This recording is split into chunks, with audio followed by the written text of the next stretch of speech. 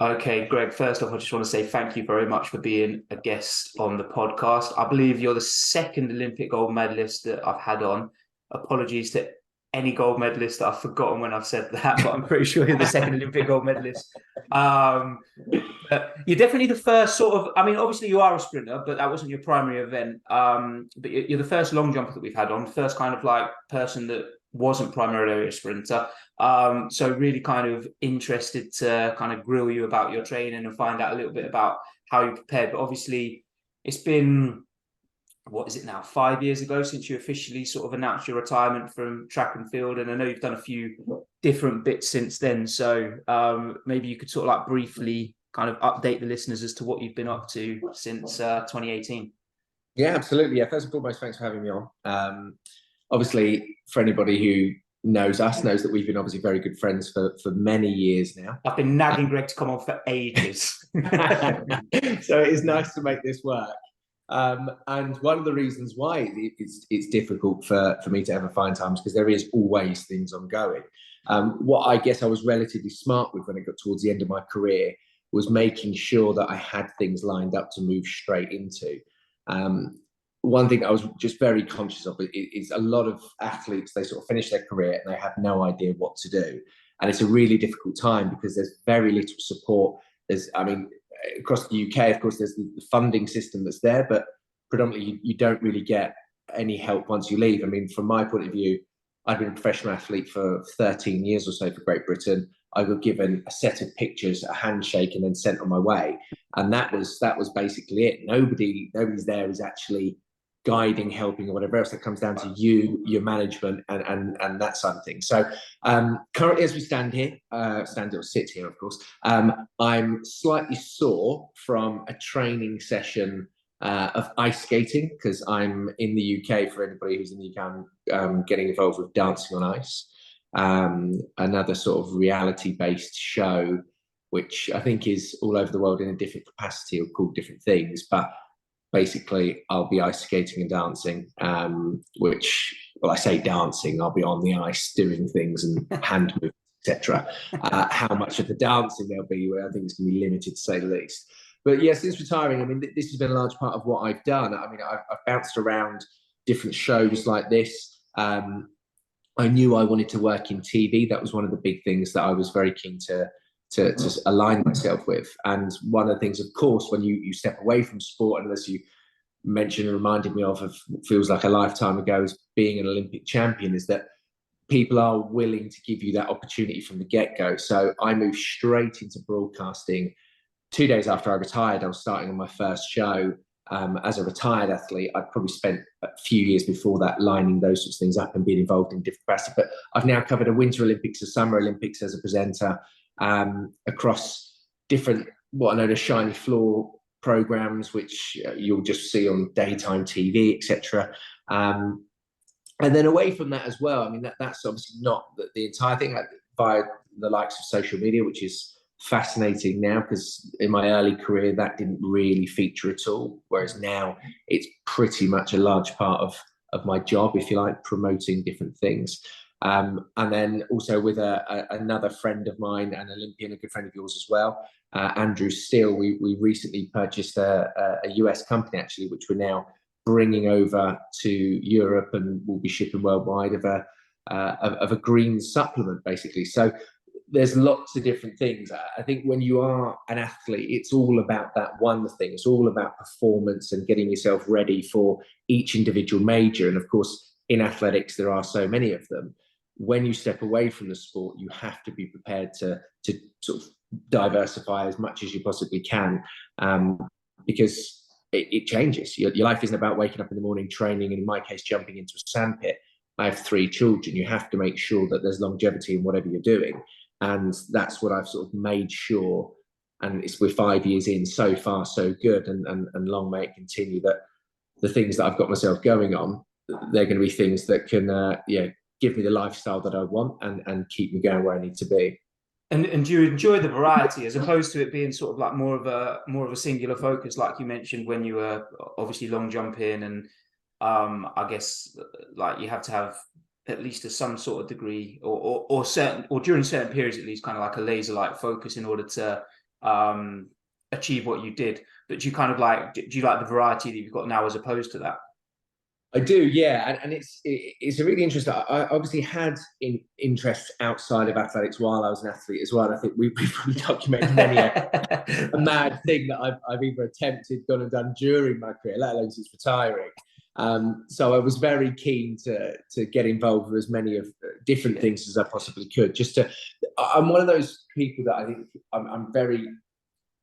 My focus can be taken away relatively easy at times. I'm incredibly focused when I need to be, but it's because I enjoy lots of different things. I don't always want to just focus on that one thing. And actually, when it came to the sport of track and field for me, that was, I think, a big advantage because I could switch off from it at times and I could go and do things like when you turned up and I had a metal detector and I was like, right, I started doing metal detector. Or I think you had two. You had two. Yeah, definitely. I mean, there's more now. And when you, I mean, I think you once arrived and I had a guitar, for example. Yeah, I remember that.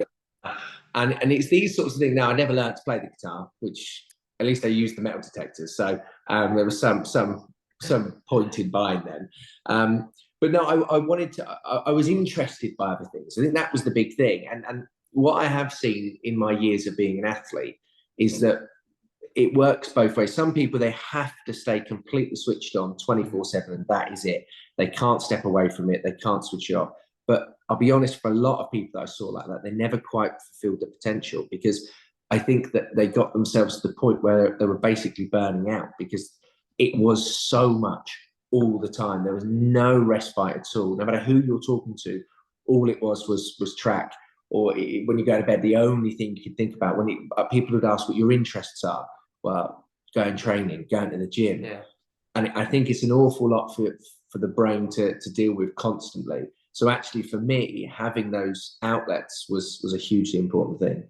Okay, yeah. So it's like it's probably quite nice not to have or to feel sort of like constrained by Massively. sport that maybe you would have done felt a little bit like that at times, kind of when you were competing. Yeah, and equally it opens doors as well. And that's the other thing, right? Of course, for what was I, 13 years of professional athlete. I mean, retired at 31, relatively young compared to some, but the injuries built up and it just got to that point. But having the opportunity due to running and jumping into a sandpit to now do lots of different things, I obviously massively appreciate what athletes gave me the opportunity to do and the springboard to do. But yeah, having those different things and being able to sort of week to week change up massively. I could be on a daytime TV show one day, or as I am now for the next few months, ice skating around that, or turning up to an award ceremony. But even little things, like in the summer, you obviously came back to the UK for a period over the summer. You came to the house and things, and you can have a barbecue, you can have a beer if you want a beer, or whatever. Those sorts of things, which as an athlete, in the months of June, July, whatever, actually most months of the year, you really are quite worried about those sorts of things. So to actually just switch off and allow yourself to, inverted commas, be a bit more of a normal person, if you like, is quite a liberating feeling. And I definitely enjoy having that variety now. Yeah, I mean, I think it's quite interesting. And I don't know if I've said this to you, but anyway, I'm going to voice my opinion now anyway, regardless, for everybody to hear what I tell you. Is that I think that like there were definitely sort of periods where, earlier on in your career, I would say, pre Dan, where, you were doing things and I was thinking, oh, what is he doing? If only he focused, like, look, he could do so much more kind of thing. But as I reflect on that now, I think that, and whether you're able to sort of articulate it or it was a conscious decision necessarily at the time, but you just sort of had this instinctive kind of ability to know when you needed to switch off or when you needed to rest and when you were ready to go hard in a session and all that kind of stuff. And I think that sort of obviously kind of ties back into what you were saying in terms of having, I don't know, maybe it is the right word, distractions that kind of, gave you something away from track and field whilst also being an athlete.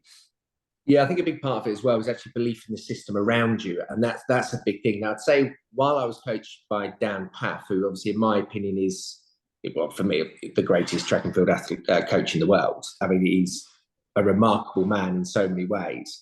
Because there was a full level of belief and that coach-athlete relationship was a partnership rather than the coach dictates lots of aspects of your life, which I think is an incredibly unhealthy way of it being, to be honest, and a lot to do it, sadly. There's a lot of coaches that do it, but a lot of athletes that accept that as the way it is. And part of that, I think, is you get to offload some of that responsibility, maybe, and you want somebody else to sort of maybe mother you a little bit more or whatever else. But in the long run, it's not a healthy relationship, in my opinion. And I think previous to Dan, I probably was a lot more like that. And I didn't, as much as I would maybe not voice my opinions as much, I would find ways of getting out of certain things as well. And that would be where I would then revert back to things that I knew inherently would work for my body, because that was the big thing. Yeah. Inside of me, I always had an idea of what helped me become a better athlete, become faster, more powerful,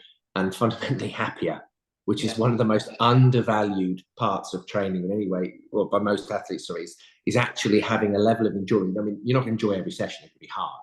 Some are going to make you feel incredibly unwell and whatever else that happens. But enjoying the sport, people end up resenting the sport because they're in a situation which actually isn't helping them become a better person or a better athlete. And often you see athletes will stay with a coaching setup for many years, even though performance has dipped dramatically. And it becomes a sort of battle of ownership.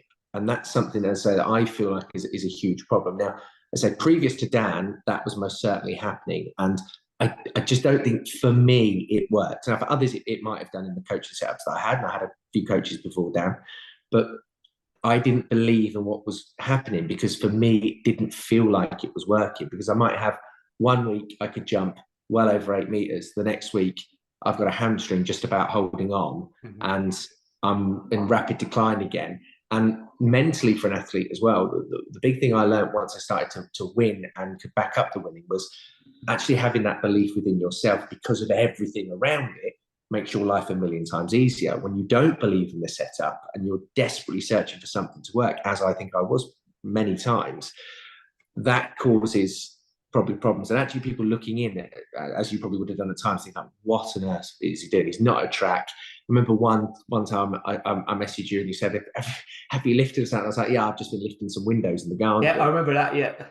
And there was bits, there's something in that though as well. And actually what that does to you, but not, I think people as well get really obsessed with the nuance of training or whatever it might be, the new fad that comes out. Yeah. And I've witnessed it across many tracks that I've been at, and seeing, this is the thing. This is what we have to do. If I do that, I'm now going to become a great athlete. Oh, that person does that. Oh, right. Well, if I do that, I'm now going to go on and win Olympic gold medal as well. Rather than actually listening to yourself a little bit. No coach, no scientist can tell you what you feel inside. Yeah. And as long as you have a level of drive and determination to succeed, some of what you're thinking isn't wrong. Yeah. And it was incredibly liberating for me when I sat down with Dan, and it's such a brilliant sort of moment in my life, if you like, and genuinely one that changed my life. I remember I had an agent called A.O. Falola, who sadly passed away in 2015. He was a great man, and he had really looked after me. And I'd said to A.O. that Dan was coming over to the UK. I really want to work with him, because I sort of dabbled with sort of joining him before. Again, a sort of very good friend of yours and a friend of mine, Tim Benjamin, had mentioned about him probably 2 years before I had a chance to work with him, and he kept singing his praises. I'd researched Dan loads, but he was based in California at the time. It was no good. Then all of a sudden he's coming to the UK. AO arranged this meeting, and we met in a harvester near the Lee Valley Trail. Pretty grim. Anybody, again, in the UK will sort of, well, anybody in London might know that if they train at Lee Valley, where that harvester is. And I remember thinking, walking into this place, like, good Lord, I've got like one of the most renowned coaches in the world. I'm meeting in a real like dive harvester in the Lee Valley area where we trained. But we sat there, and I just wanted to sort of listen to what he thought about me. I knew he'd watched me at the World Championships in 2009, where I'd sort of finished fifth. It was a bit of a breakthrough time for me, and I'd finished fifth pretty much off of my own training as well, and jumped to British record and stuff. I mean, it was that again showed. But I had this conversation with him, and he had his ideas of what he thought would work, and I listened, and I was sort of hanging on his every word. And what was so incredibly liberating was then he turned to me and said, what do you want to do in training? What do you think works for you? Yeah. And instantly, you felt a level of safety to be able to say, I said to him, look, I love running hills. I love running steps. I do it all year round. For me, I get something from that where I feel good. And he went, okay, great. Yeah. Your Thursday session is steps or hill session. And it was just like that. It wasn't even a, oh, well, I need to do this, or we need to check all that. It's like, nah, that's fine. If you think that helps you, it does. And straight away, for an athlete to buy into a coach's system, for you to feel as if you're part of it and you have a slight say in what's going on, is such a wonderful feeling. And I was traveling down from the Milton Keynes area down to London every day to train with him. It takes anywhere between an hour to 2 hours, depending on traffic. But it was such a joy to make that drive, whereas previously I dreaded it because I would be thinking, God, am I going to get injured today? Is something going to go wrong? Am I going to say the wrong thing and I'm going to be in trouble? And it was really, it's like being at school and you're like a naughty school bunny. And being anxious is something that I most certainly was as a younger athlete. I think that massively affected performance. Yeah, I think it's quite. I mean, what when you first said about you were finding ways to, you might not have voiced your opinion prior to Dan, but you were finding ways to get out of the training. Then I think it just made me think of, if you've got an overbearing teacher or an overbearing bearing parent, then like the next likely step is that child is going to rebel in some way, shape, or form. And I think and the other thing I think is like, when sort of discussing the reasons as to why that may be the case, as in why that is the setup, that it's a dictatorship, and I think part of that is probably cultural, like it's just the way that it's always been. But I think definitely I love the term partnership. And then the final thing that I just wanted to kind of touch on from what you were saying there, in terms of everybody's kind of like looking for the latest fad, and I do sort of feel for young athletes now with social media, where you're kind of getting, even like you said, kind of in your early career, like social media was very much in its infancy, but it wasn't the norm to film your workouts and put them online. Whereas now there's so much more exposure to that, and I think like fear of missing out. So you see like so and so's doing this thing. Oh, I'm not doing that. Are they getting an edge? And trying to cram a bit of everything into, and you just end up with this sort of like big messy training situation where you're just trying to do bits of everything. Yeah, and I mean, I've got a great story on that as well, actually, with Dan, where we thought we'd have some fun. And it was a bit of an interesting thing with the way that the Lee Valley setup worked. It was quite fractured at times. You'd have coaches looking in, didn't want to sort of tour. It wasn't particularly friendly. But then social media was in its infancy, but ever so often YouTube videos would go up, and we'd put up the odd YouTube video of me training and stuff. And Dan one day came up with this idea, and it was just quite funny. It was like, we're going to get you to do a backwards box jump. And I was like, right. And some sort of standing place was like, right, you have to jump up and backwards, and we're going to upload it, and we're going to see what happens. And the thing is that obviously Dan obviously knows that people tune and stuff, but equally it was just a tech. It was just seeing what people do without having any prior knowledge to the reason of doing it. Because it is the big thing. You see it and you go, no context. No context, no idea what the training lead up has been to that, what is around it. Could that be as it would be in Dan's case, could that be a plan B because you couldn't do plan A due to maybe a small injury or whatever it might be? Mm-hmm. So we literally just put this video of me doing a backwards box jump. Dan put it up, and then he just said within like the first couple of weeks, he had like the old coach going, hey Daniel, we're doing the backwards box jump now. Or we'd see others posting stuff up about it. And we genuinely laughed about it, because it was just, it was amazing seeing it in that context of people didn't want to ask. None of them wanted to ask. And a few people at Lee Valley started doing it as well. They didn't want to talk to Dan. They didn't want to ask why we were doing it, but they saw us do it, so they added it in. And I think maybe, I mean, I don't know, they're probably not doing it now, but I think a few people realised eventually that there was no reason for it whatsoever. But this is the problem now. And I see it. I could be scrolling through Instagram or something like that, and I'll see somebody doing something, some from a hurdle hop or a box or whatever else. And often I'm watching it and I'm thinking, good Lord, that's like a knee injury, ankle injury, or something waiting to happen, because they've not spent the time actually understanding what the movement pattern is. they're just doing a thing. And often it'll be like, well, I'll be really impressive if I put the hurdle as high as it possibly goes. Actually, I'll take it out. I'll put it out. I can get that high. And then they land, twist an ankle or whatever else. And they're doing it's completely counterproductive because of that. And that's, again, where having a coach who is confident within what they do. And that's probably, for an athlete's career, one of the most important things. If a coach is happy and contented with how they do things, their belief system, and they're solid. Now, of course, I'm sure if you spoke to Dan, he would say he's still learning every day, and there's certain things. And he talks about his early career and saying how he worked some athletes way too hard because he didn't know and he was learning. And it takes, I think, a very special person to appreciate and understand that anyway. But if you have somebody who fundamentally knows what they're doing works, and you as the athlete believe that, it makes that progression so much easier, because you believe it first of all, you feel it, and then it ends up turning into something that is just a very special way of training. Yeah, absolutely. And I think for you as well, just confidence that you weren't getting injured, not feeling beaten up after every single workout. And like you said, I think that all kind of like fed into you being happier. And then it was obviously, once you had that sort of situation, once your career sort of really, really started to take off, kind of rewinding a little bit, obviously, well, no, I'll let you kind of tell it, but what sports were you involved in prior to athletics, if there were any?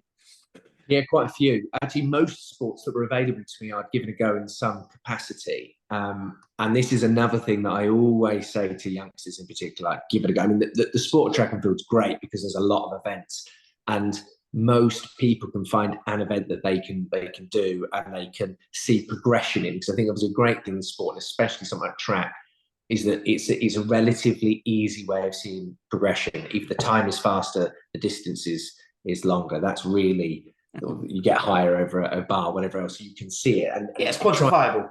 Yeah, absolutely. You try enough events, you'll find the one that works for you. I started off sprinting, I found the jumps. But before that, I think something that really helped me, and actually probably helped me find the jumping as well, is the fact that I did try lots of different sports. So I'd taken football to a relatively decent level. I'd been trialing at Aston Villa at about the age of 13.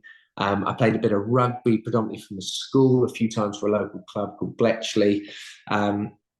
Badminton, I had county trials for badminton after learning it in school. It's year 8 school, whichever age. You might be able to tell me off the top of your head what age you are in year 8. I feel like you should know. 12, turning 13 maybe. Around that time. So that was the first time I'd ever picked up a badminton racket. And within a year, I was the year school captain and having county trials, which within the world of badminton is quite good. I played table tennis for a small amount of time at a local club in Milton Keynes when I was quite young. Within school, there was a level of, we did netball for part of my GCSE, I remember. We did hockey, was another one as well. But basically, any generic sport in the UK, a little bit of cricket as well. Any sport that was accessible to me, I tried. And I didn't go to a nice, fancy private school in the UK at all. Where you went to the one where my mum taught. It's terrible. Your mum is wonderful. Your mum is a wonderful human. And that's actually, on the air verdict. Miss Maris to this day is still one of my favourite teachers ever. So somebody that had it, and that's that. There you go. When we talk about teachers and things like that, and coaches, that's something that has a positive impact on your life. And 20 years later, you still very fondly think of them, which is always a nice thing. And I'm not just saying because you know how much I like your mum. So hi, Liz.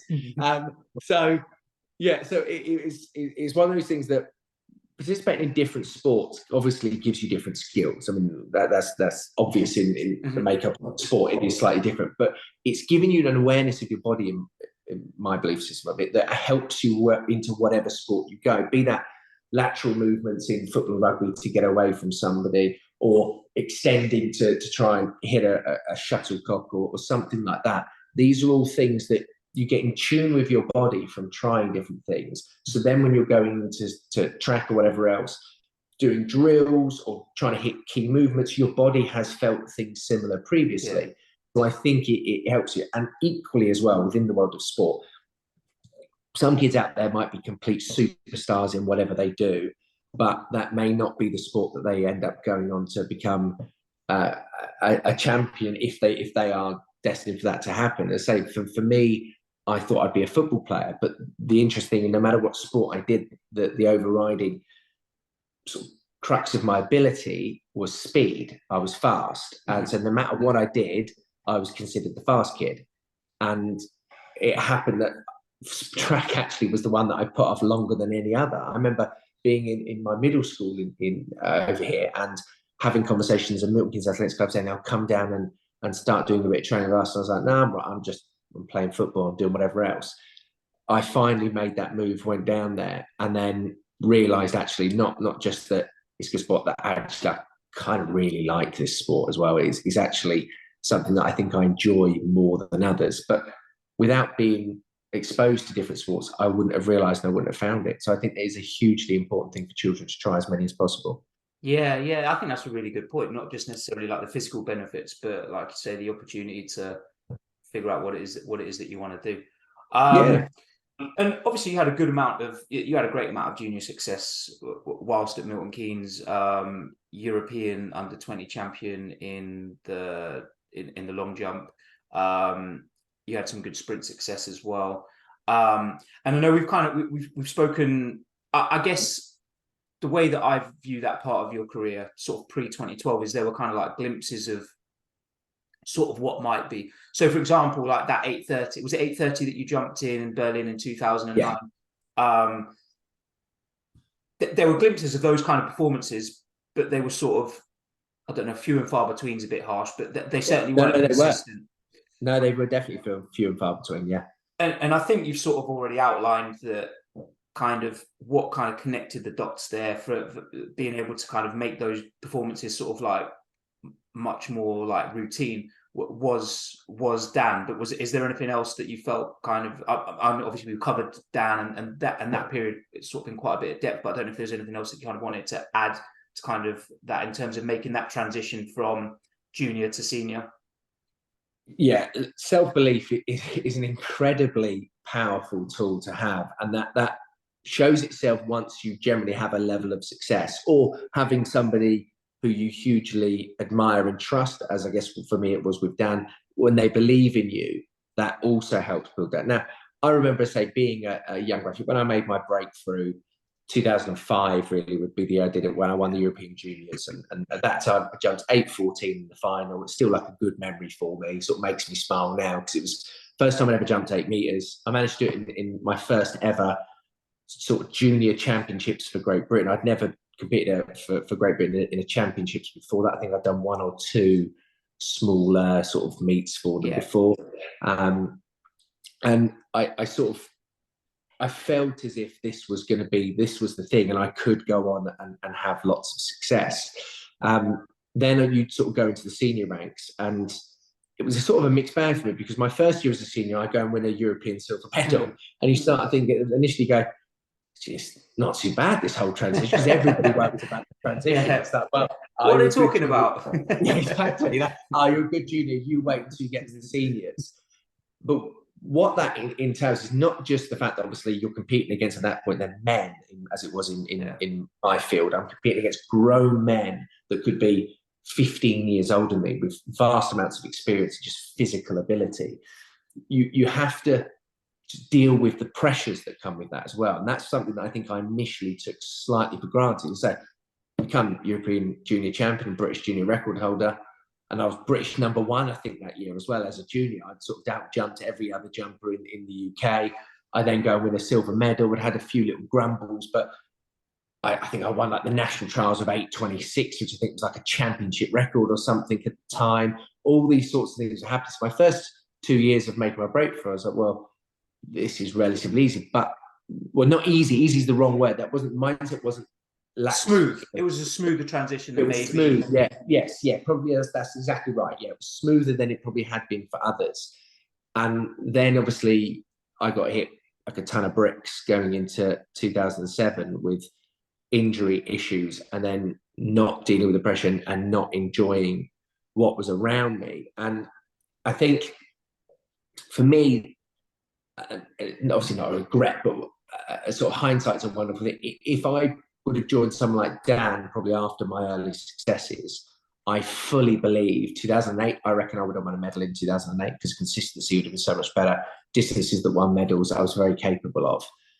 Going probably into 2009, and I'm building up from that. I think as much as I'm very, very happy, like I won way more than I ever expected to win in my career. If you'd have said that at 17, 18, I'd win what I did, I wouldn't have believed you. But I think I would have won a lot more as well. And that's something that's also slightly frustrating. But again, it's that self-belief, is that other side of it, which massively, winning is a really addictive thing, and winning is far easier to do once you've won before. And it's getting to that point where you have that breakthrough. Now, London 2012 was the time when I started winning and then winning consistently. And I believed I would win in London. Mm-hmm. Prior to that, and actually prior to joining Dan, I would turn up to competitions and I would look at the field, might have a Dwight Phillips in it, or an Irving Saladino, or some of the other guys that are probably right at the end of their career, but great guys. But if they're there, I'm walking into the stadium going, well, if I'm lucky, I might scrape third if I have a good day. Like, I mean, but I'm probably not going to do that. And because of that, performance struggled massively. And that's probably part of that inconsistency as well. So I didn't have belief in the training that was taking place. I didn't have belief in myself because of everything that was around it. So actually trying to perform week in, week out becomes so much more difficult. So building towards that, creating the right team around you to enrich that and to bring that out of you is such a difficult thing to find. But when you do, that is the other thing that helps that transition. So of course, I'm not saying you need to find something that will blow smoke up your backside and you're going to feel great and go on and do well. You just have to have something that can nurture and develop that talent, and that transition definitely does become a lot smoother. I was jumping in the first couple of years off of just pure raw natural ability. Mm-hmm. I was faster than pretty much every other long jumper in my age in the world. I was faster than every other long jumper in the world at my age at that point. So I think I was world ranked number 10 for the 100 as a junior and world number 1 as in the long jump as well. And there was no others doing that sort of thing at the time. But that runs out eventually. If you don't have the team around you to push that on, that natural raw ability will disappear. And I'll be totally honest, I think that's what happens in the UK so often. Right. Worldwide, people talk about the ability that Great Britain has, or the talent they have, and the depth in talent. We look at so many world juniors and things like that over the years, these great physical specimens from what is an incredible melting pot that is Great Britain. But we very rarely manage to harness these incredible talents and turn them into fantastic seniors. Now, of course, we have a far smaller pool of people to choose from compared to, say, the US, or if you look at the Caribbean, of course, it's a far more important sport. So it's easier, I guess, to get your top talent in there. In the UK, we're fighting football, rugby, cricket, whatever else, which are far bigger sports in athletics. But I think on top of that, it's not being able to put a cohesive team around these young athletes in order to turn them into what they could be. And that sadly does come down one level to coaching. But that's not just the coach's fault, if that makes sense. It's not professionalized here, obviously, coaching. So a lot of these coaches give up their time, which great humans. We have obviously a club system in the UK, which the US doesn't particularly have and other countries doesn't have. I know Germany does. I think Australia, to a certain degree, has got a bit of it as well, which is good. But that is purely done by people volunteering or some small form of sponsorship. Those people that basically keep the sport alive in this country are truly wonderful humans. But because of the fact that they're generally having to work long hours all day, then give up some time in the evening, coaching development, I think, is something that is nigh and impossible to do. So you lose the talent because the athlete can't maximize what they should be able to do. So then their belief system drops down. That transition becomes so much more difficult. So it's the whole thing. It's trying to bring together the perfect team for the athlete to thrive. I think we get that wrong here. And I think in my case, I again pushed myself off of the raw natural ability that I had, obviously dropped off for a long period of time. Then finally the right person came in, and then it gave me the opportunity to succeed. Yeah, and I think that's, I mean, you sort of mentioned if you'd have made the transition to someone like Dan earlier, but I think his way of doing things is a lot more prevalent now than it was back then. There was True. no other kind of obvious candidate back there. So absolutely, and I think the other thing is a case of patience with it as well, because it still wasn't a case that you went to Dan and bang, year one, everything took off. It took a couple of seasons. Well, that's an important thing to mention as well, actually. I think because people forget that now as well. And it's something that I very strongly remember. Obviously, I talk about how important Dan has been in my life in general, not just in the coaching sense. And when I first joined Dan, we'd spent a few months together. I went to, I think it was the Doha World Indoors, if I remember correctly. And I didn't quite make the final. Yeah, I didn't make the final for that one. I went out, and I remember, I think I jumped like 780 or something like that. It wasn't particularly impressive, but I remember Dan being like, "It's okay. Like, this is the path. This is the process we're on. We're trying to undo a lot of things that you've been doing over the years in order to get get everything going in the right direction." And we did. I mean, Dan boiled down to things like I had a massive bow in my legs. I've still got relatively bowed legs now, but through what he was doing, drills, etc., he was trying to undo things like that, trying to physically change how my body was built in order to maximize performance. And that came from strict drill movements, learning to dorsiflex while I'm doing all these different things in order to basically straighten out my legs a little bit more. So, of course, there's going to be a few steps back at times, but we went to the outdoor season and I jumped in Bedford, legendary Bedford track, which anybody in the UK, if you've ever competed athletics, you've most certainly jumped or ran or thrown in Bedford at some point in your career. And I remember going, I think it was into counties, and I jumped something like 7:30. And I could see, first and foremost, all of the competitors and all of some of the other coaches in the UK who maybe didn't quite buy into Dan due to maybe old habits and whatever else. And I literally saw them smiling and laughing about it. Like, I mean, they thought it was the greatest thing that they've ever seen. But what was really interesting at that point, I think it would have been obviously very easy to go, oh, this isn't working, I need to move on. Yeah. But I believed so strongly in what Dan was teaching me that I knew at some point it would come good. Now, I think that would have been a far more difficult thing to do if Dan hadn't had the prior success that he had. I mean, you've just obviously look at the stable of athletes he had previously and how good they had become. So having issues is far more easy, again, with say, somebody who's been that successful. But I fully believed it would have been easy for me to jump ship at that point. I mean, I could have just gone, oh, it's not working, I'm going to go. I'll go to a different coach in the UK and we'll see what happens. But I fully believed in what he was teaching me. And after that period of being undone sort of took hold, by the end of that year, I then won a Commonwealth silver medal. And again, I was in a bit of a bad way in the warm-up. I'd pulled my quad a little bit, but because of what Dan had been teaching me, I was able to push through that a little bit and sort myself out. And now we're building on something towards the games.